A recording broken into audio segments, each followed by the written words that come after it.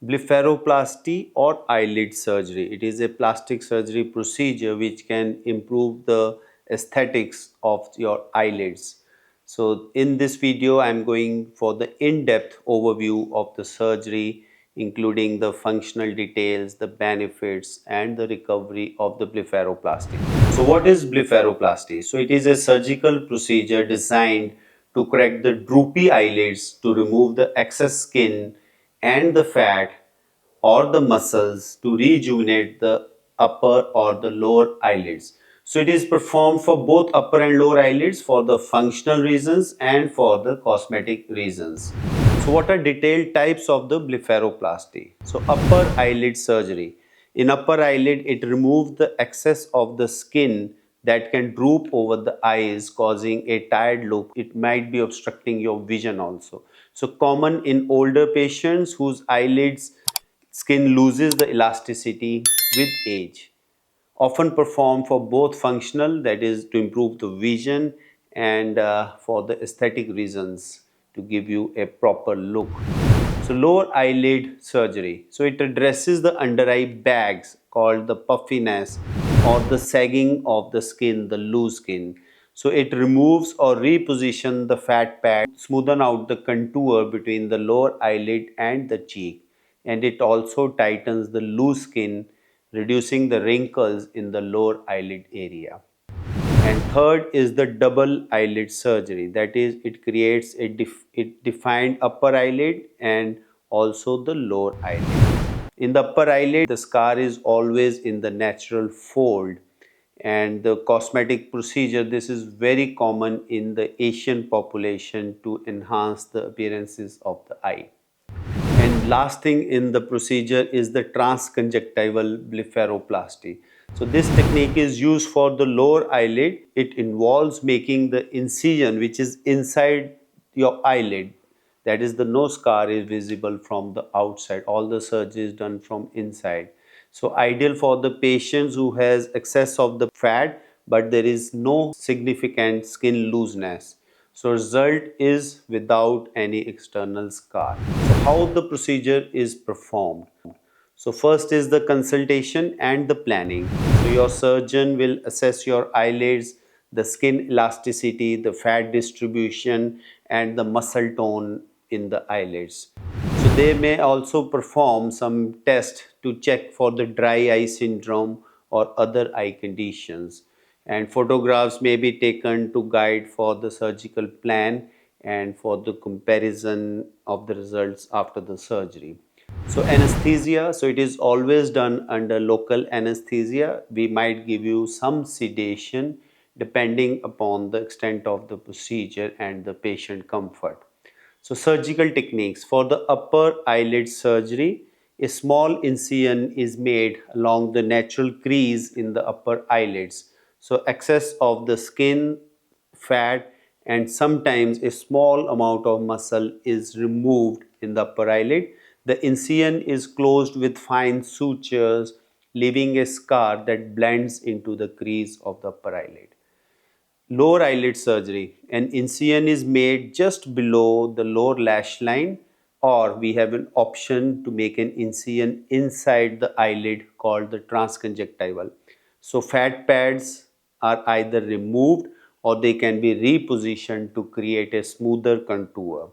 So skin may be tightened, so we might trim the loose skin and suture it back with the very fine sutures.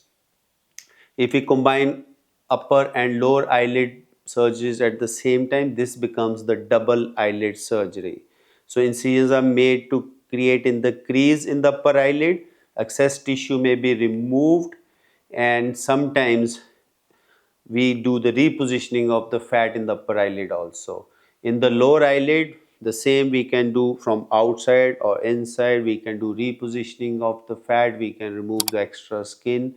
So this is called the double eyelid surgery.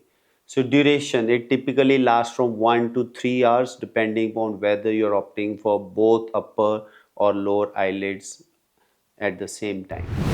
So recovery process. So immediately after the surgery, there will be swelling, bruising or mild discomfort.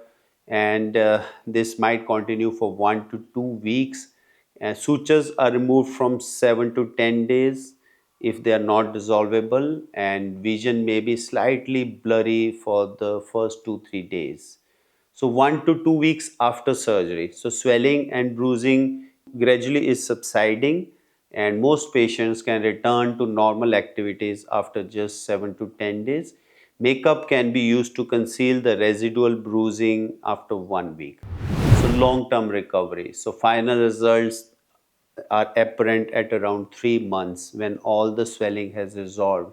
The scars have faded away over the time, and they are typically hidden in the natural creases. So aftercare tips. So you can use cold compresses to reduce the swelling. Sleep with your head elevated on two pillows to minimize the swelling or the fluid accumulation in the eyelids. So avoid strenuous activities, heavy lifting and swimming for at least 2 to 3 weeks, and you should use the prescribed ointments or drops or oral medicines as told to you by your doctor, and you should avoid smoking, which can impair the healing process. So, what are benefits of blepharoplasty? So, first is the aesthetic improvement. It restores a youthful, refreshed appearance to the eyes. It reduces puffiness, reduces wrinkle and the sagging of the skin, and it creates a more defined eyelid creases. And second is the functional improvements. It improves the peripheral vision, which is obstructed by the droopy eyelid skin, and it reduces the eyelid heaviness due to baggy eyes. Some people feel heavy, and it make them easier to open their eyes properly. And last is boost in the confidence. So many patients, they report feeling more self assured after after addressing these concerns about their appearances. So what are the risks and the complications? So like any surgical procedure, blepharoplasty also carries some risk. So first is the infection or hematoma or the bleeding just after the surgery. Second is the excessive tearing or the opposite, the dry eyes. Third is the difficulty in closing the eyes fully, that is usually temporary and subsides over 2 to 3 weeks.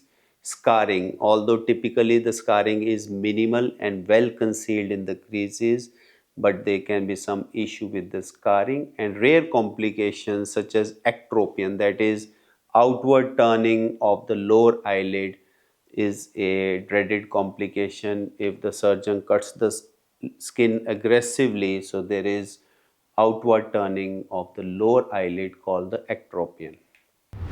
So, who is a good candidate? Age.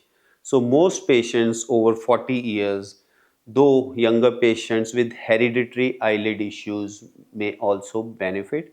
Health. The candidate should be in a good health without any condition like uncontrolled diabetes or blood pressure or any bleeding disorders. We have to rule out these things. And the eye health. The patient should not have severe dry eyes or glaucoma or other serious eye conditions. And last is the realistic expectations. So we should understand the psychology of the patient. The patient is understanding realistically what the outcomes are. The surgery can significantly improve the appearance but does not stop the aging process. Other surgical options, so brow lift, so your eyebrow can be lifted, so it addresses the sagging eyebrows that may contribute to the upper eyelid drooping. Second is the facelift surgery. It is usually targets your lower face or mid face, so we sometimes do facelift for the neck lift along with the blepharoplasty. So blepharoplasty is a highly effective way to restore the youthful or the refreshed appearance, and it can improve your vision. So it is essential to choose an experienced plastic surgeon or an oculoplastic surgeon to minimize the risk and achieve the best results.